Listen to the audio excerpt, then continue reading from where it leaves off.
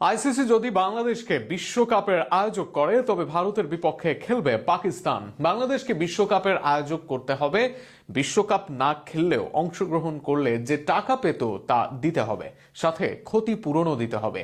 এই তিন শর্ত পূরণ করলে বিশ্বকাপে ভারতের বিপক্ষে খেলবে পাকিস্তান। আরো শুনুন প্রতিবেদনে। ভারতের বিপক্ষে খেলবে না পাকিস্তান, এই এক সিদ্ধান্তেই যেন নড়ে চড়ে বসেছে বিসিসিআই ও আইসিসি। পাকিস্তানকে মানাতে গেলেও পাকিস্তান কোনো সিদ্ধান্ত নিচ্ছে না বাংলাদেশ ছাড়া, ডেকেছিলেন বুলবুলকেও।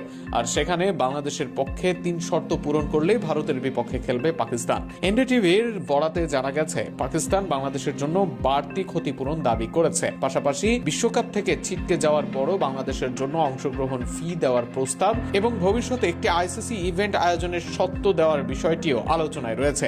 আর সেটি হচ্ছে আগামী 28 সালে অনূর্ধ্ব 19 বিশ্বকাপ।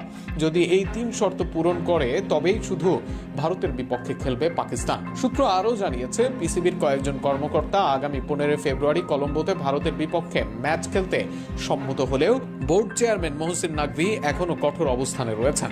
চূড়ান্ত সিদ্ধান্তের আগে তিনি আবারও পাকিস্তানের প্রধানমন্ত্রী শাহবাজ শরীফের সঙ্গে বৈঠকে বসতে চান। তবে ভারতের হিন্দুস্তান টাইমস ও টেলিকম এশিয়া স্পোর্টসের প্রতিবেদনে বলা হয়েছে ভারত ম্যাচ বয়কটের সিদ্ধান্ত থেকে সরে আসার শর্ত হিসেবে আইসিসির কাছে নিজেদের জন্য তিনটি দাবি উত্থাপন করেছে পাকিস্তান ক্রিকেট বোর্ড। প্রথমত, আইসিসি থেকে পাকিস্তান যে লভ্যাংশ পায় তা উল্লেখযোগ্যভাবে বাড়ানোর দাবি জানানো হয়েছে। বর্তমান আর্থিক বন্টনে পিসিবি সন্তুষ্ট নয় এবং আরও বেশি অংশ চায় তারা। দ্বিতীয়ত, ভারত পাকিস্তান দ্বিপাক্ষীয় সিরিজ পুনরায় চালুর দাবি তুলেছে পিসিবি। 2013 সালের পর থেকে ভারতের অনাগ্রহে দুই দেশের মধ্যে কোনো দ্বিপাক্ষীয় সিরিজ হয়নি, যা পরিবর্তনের উপর জোর দিচ্ছে পাকিস্তান।